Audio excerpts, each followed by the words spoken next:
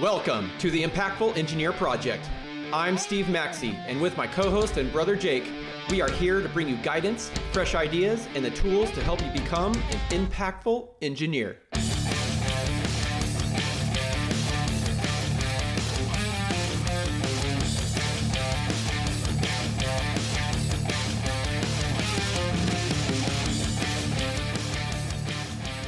Welcome to the Impactful Engineer. We get on here and we try to tell you things that we know work that will help you if you take them on seriously to build your engineering career and excel your learning, your influence, your power, your enjoyment in your engineering career.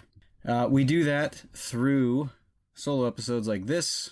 We do it through guest episodes. And we do it through Steve and I arguing with each other or presenting a topic. I am Jake Maxey. I own and operate NLS Engineering Consultancy. We're out of Plymouth, Massachusetts, serving the New England area. It's been a blast over the last 4 months or so, building that business. We got a long way to go. And I'm an electrical engineer. My brother Steve is a mechanical engineer. He's an engineering manager or probably some sort of director by now in the product development space, working for a big, fairly well-known company. I had received a question a while ago through email about a little bit of help with the professional engineer's exam and specifically prepping the application and what to exactly write for project experience and that part of the application where you need to show progress as you've developed into an engineer with the ability, the responsibility, the technical aptitude, the ethics, and the decision-making ability sufficient for holding a professional engineer's license. And it made me think about my time doing the same thing quite a few years back. So I wanted to share. This episode is for anyone in the engineering world that is pursuing a career in the AEC world, in the construction industry, and where your professional licensure as an engineering PE is going to be paramount to your growth and where you're going to end up. So this is that path. This is for those engineers. Some of this might apply to many different areas. There's just overall strategy in this, but it is quite tailored for the PE exam. So let's cover it. I want to share with you what I did, what really helped me, and I got this advice, when I was younger, and I want to pass it on. First thing, the prep for the engineering exam and application starts on your first day of work as a new engineer, and I'll tell you why. It's going to make your life so much easier 4 or 5 years from now when you take this test that you do these things that I'm about to talk about. 1, you're going to record and summarize every single project you are a part of until you take your PE exam. Now, why would we start this far ahead? Well, there's many reasons. The main one being that when you do your application, it's going to be much easier to assemble this history of experience, and you're going to have such an easy time showing your growth, showing your progression, illustrating how you have become worthy of a professional engineer's license. That's number 1. There's a ton of other benefits. You're going to be able to describe, after having described 50 to 100 projects that you've completed, you're going to be able to describe what it is that you do in very plain English. You're going to be able to write scopes of work really well. You're going to be able to tell newcomers what engineering in your field is all about so that they can understand it. You'll be able to express to people when you're out in the world doing business development and talking to clients and prospects. You're going to have such an easier time describing what you can do for them and the value of your service. So what you want to do is, after every project or throughout, as you identify the key things that you have done on that project, is summarize them for yourself. The key things that you want to be able to express in your application are the factual statements around what you did. I designed the branch circuit system for 10 panel boards. I sized an electric service entrance. I coordinated with the utility. I specified the power distribution transformers. I calculated load summaries based on equipment lists. On and on and on and on. These seem very simple, and they are. They're factual statements about what you did. Performed fault current analysis. Calculated voltage drop. Coordinated and sized a standby generator system. Reviewed and applied the NEC requirements for commercial kitchens. Designed the elevator recall system. On and on and on and on about all the systems you're going to come across and design. Those are the factual statements. Easy to do, hard to remember exactly what you did for each project. And now later you can just come up with a list of stuff. But wouldn't it be greater if you could remember and show clear progression to the reviewer of your application so that there's no question about how you have gained the qualifications? That's the easiest part. And to be honest, you could probably fake it when you apply and just make up a bunch of stuff. But the meatier part of this, and what's going to save you a lot of time and headache and be more accurate, is that you record the decision-making processes that you went through, the trade-offs that you discussed with your supervising engineer at the time, the value engineering that you performed, why you performed it, why was one option better than the other, how did you get to the optimal solution, who did you talk to come to that solution, who did you coordinate with, why did you make these decisions, what facts did you use to eliminate bad options, what facts did you use to reinforce and enhance the good options, what impacts were there on cost, schedule, scope, safety, energy efficiency, what ultimately mattered to the owner that drove compromises in the design. These are the things that the reviewers are looking for in your application to show proof that you've been through the shit, that you've been through the work, and that you've handled real world priorities and trade-offs, and that you're experienced in this because this is what you're going to own as a professional engineer. So debrief after every project. What were the big decisions that had to be made? And go through all the things that I just talked about and record that for yourself. Doesn't have to be perfect, but it'll be super helpful 4 years from now when you go back to try and pick this keystone project that you know will shine on your application, but you can't quite remember all the decisions you made and which one shows the most progression and is the best example for the applicant reviewer. And if you have it written down, it'll be easy to do.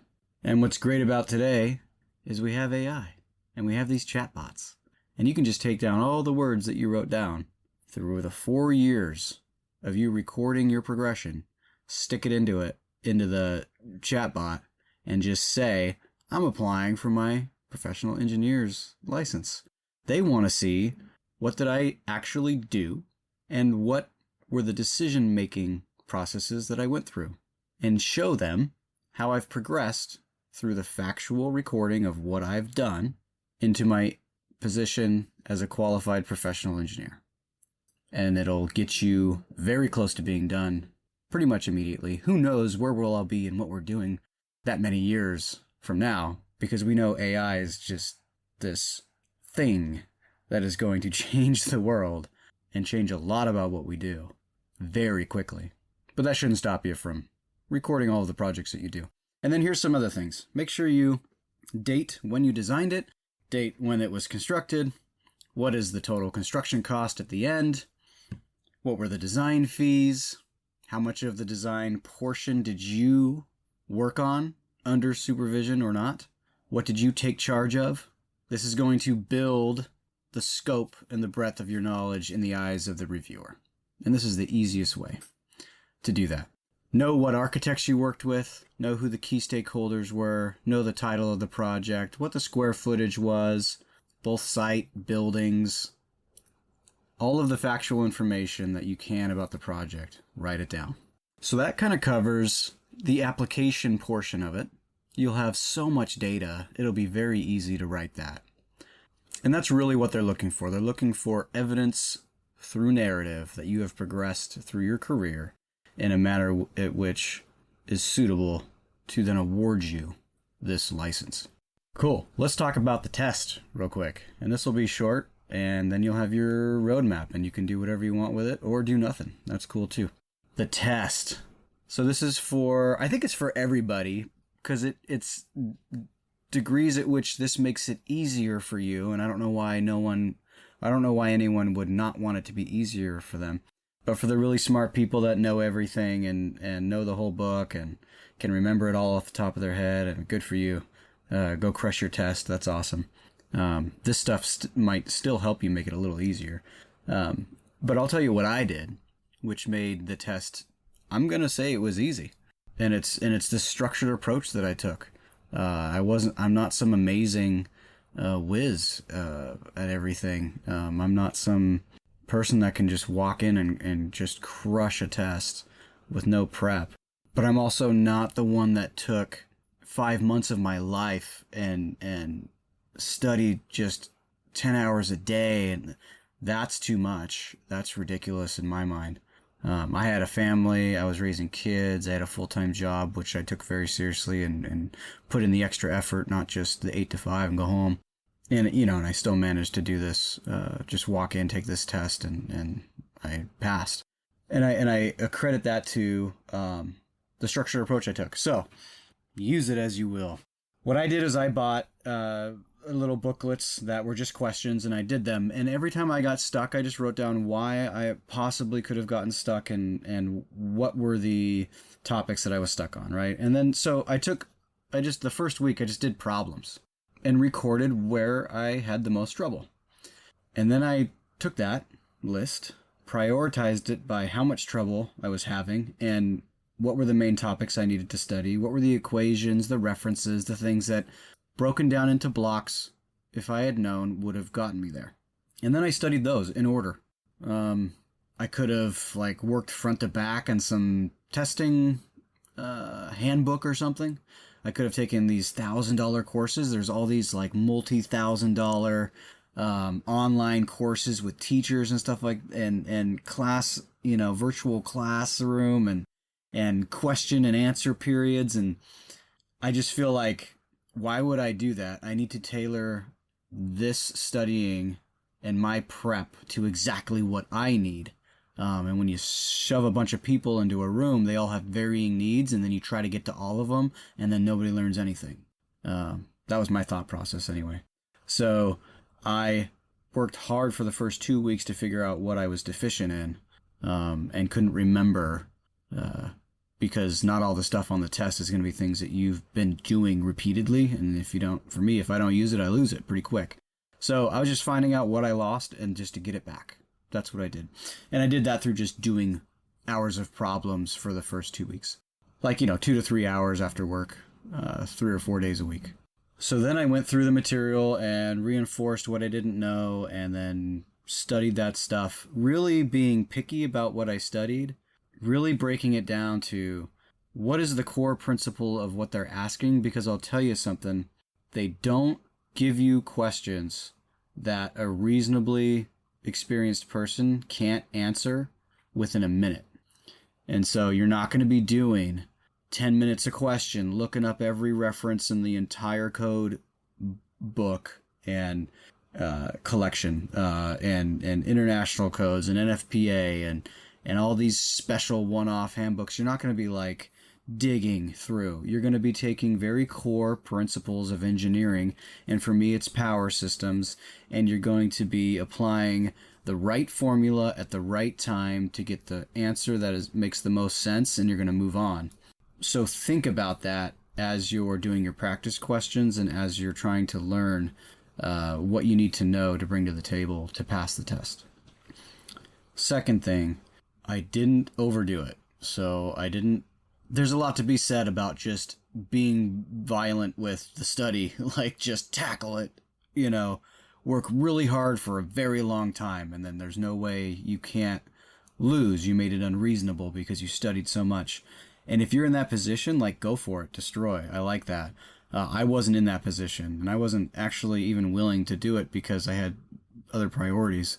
So this got fit in. So what I did is I took a test strategy to the exam. And so here's my strategy. I went through the entire test, and you guys let me know if this strategy is falling apart these days, but I had a booklet and like a Scantron multiple choice sheet that you filled stuff in. It's probably all, it is all on the computer now and PDFs and stuff, but I'm pretty sure you get to see the entire test and review all of the questions before you start, before like you don't have to finish them in order is what I'm saying. So go through the entire test and bring yourself some scratch paper or something and label all of the super easy ones. If you read something and you're like, dude, I could solve this in no time, that's an easy one. And then the next, and then, this one is a little harder. It'd probably take me a little bit of time. Medium, and oh my God, I have no idea. Like that wasn't on the practice stuff that I did. Those are the hard ones. And so you're labeling easy, medium, and hard. And then when you're done with that, the next filter level is this a code book lookup question? So I just need to go find a value in a table, and they just want to know that I use the right table. So it's a lookup question. So you could have easy lookups, medium lookup, hard lookup. And then the next one is this an equation-based problem? Is there going to be some math to do, and I need to go find the right equation? And I need to know the concept, and maybe do a little bit of math, so then you put your math marker down.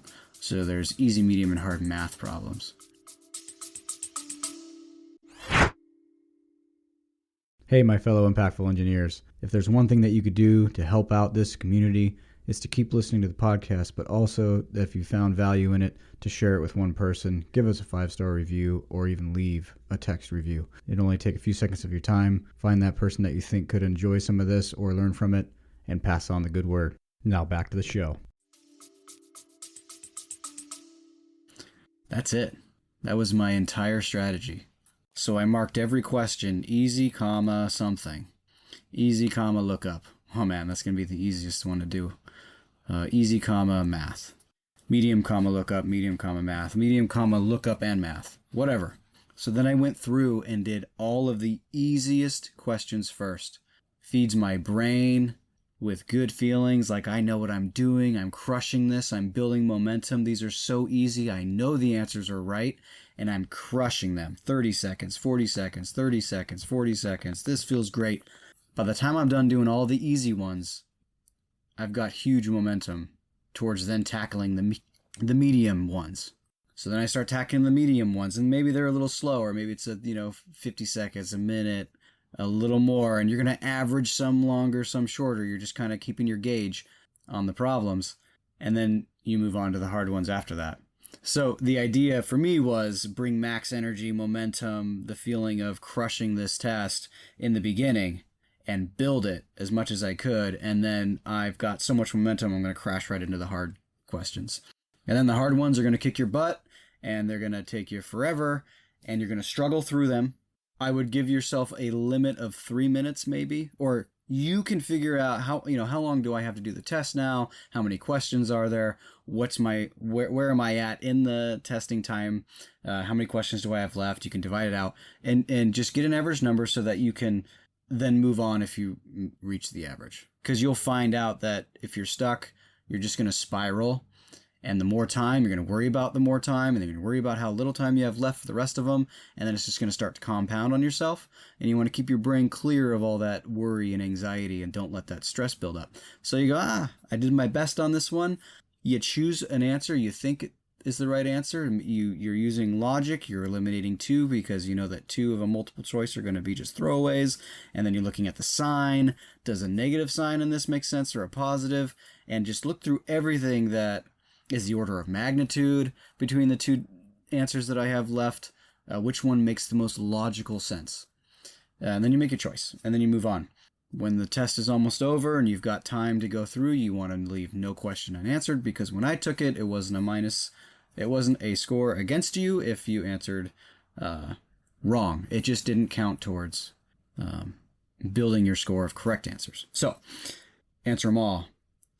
And once you've done your very best in that order, and you've got 5 minutes left, and you still have a ton of things to answer, you're just going to go through. And what I did is I just guessed, whatever, man. It just swallow my pride and whatever feelings I have wrapped around guessing on these things, because it's a pressurized test. You're in this little zone, and they're forcing all of these questions on you in this minimal amount of time.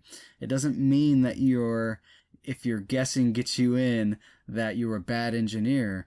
We all get to spend whatever time we need to spend outside of a high pressure testing environment to do correct engineering. And we have so much help and collaboration, and part of your skill as an engineer is knowing who to ask questions of, asking the right questions, vetting it out properly, engineering, practicing in the realm of engineering that you're competent in, and training in other areas that you're not so much, and working with others until you're comfortable enough to stamp your own engineered drawings. It's not the end-all be-all that you couldn't answer every question and get 100% of them right. That's not the point of the test. The point of the test is to gauge your readiness. And if you're ready enough, you get your licensure. And part of having that license is the commitment to continuous education, because nobody knows everything, and to have the ability to figure out the right answer and work within the teams and the team structure, and work with the building department, and work with your vendors, and work with the code officials, and figure out what is the safest and most practical design based on the project constraints that we can deliver. So it's not black and white. There's a lot of levels to this, and don't worry about guessing. So I went through and did, I just answered C. I'm going to be honest with you. Everything that I didn't answer and I didn't know, because I didn't have time to go look at it, I just put C in there. There wasn't a ton left, but maybe there were 8 questions, and I just went in and filled them in. So that's it. That's what I have to share. Take it or leave it.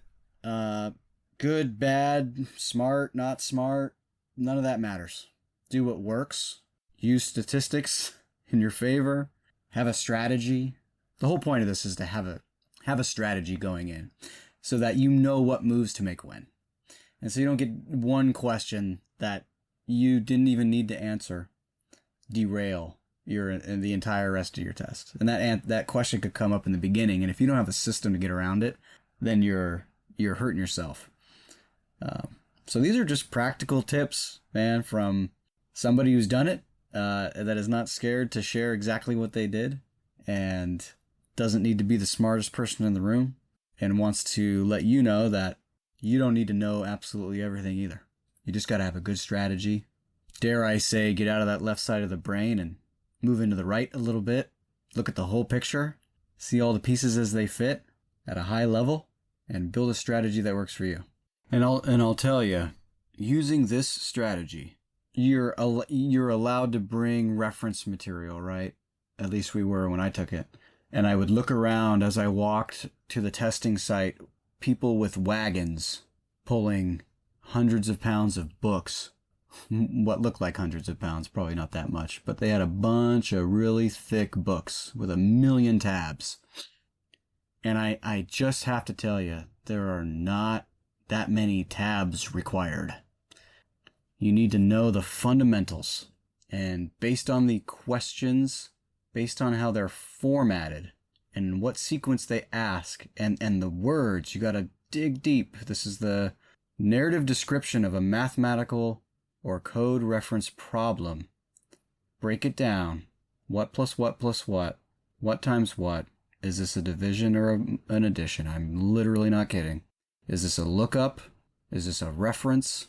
Is this we take information and input numbers, we run it through a black box, and we get a set of numbers on the output, and all you need to know is what 2 major equations or theories they're looking for that live in that black box to get you that output, and what makes the most sense. And that's all you got to know. They're just trying to determine whether you know the concepts at a fundamental level and you can plug in the two equations and get the right sign and the right magnitude out on the other side. That's all they want. It's that simple. So if you can study that way and think that way, they would not require you as far as, I didn't take it that long ago. I don't know that it's changed so much that they would require you to have a library of books that you bring with you with 1,000,000 tabs. I brought, 2017? I brought the 2017 NEC with me. That's it. I carried it in, and I brought some water and maybe some snacks because I got to eat. But that's it. I brought the NEC, and that's all I needed. I don't know about other disciplines. I'm talking about power systems, PE power. That's what I'm talking about. So save your back, save a wagon. Bring yourself one book and maybe a cheat card that has some equations on it and know where to apply those. And I'll tell you one other thing. Your ability to gauge whether or not an answer is even in the realm of reality is going to help you choose the correct answer very quickly. If a question in reality should lead to about 65,000 amps and you get an answer that's in millions of amps or that's negative or something, you need to be able to identify orders of magnitude that are representative of reality. That will help you a ton. And some bonus material, if you've made it this far, because I forgot something that's actually pretty crucial. And that's, you need a certain number of professional engineers that you work under that will give you reference. So be looking out for that as you gain experience. Befriend all the engineers you need to and do work for them. I think it's 3, but you'll look it up and make sure that you record which engineer that you worked for that project on each one in your database so that you can clearly identify and remember what you've done under each. That will help you tremendously as well when you ask them for reference. All right, that's it.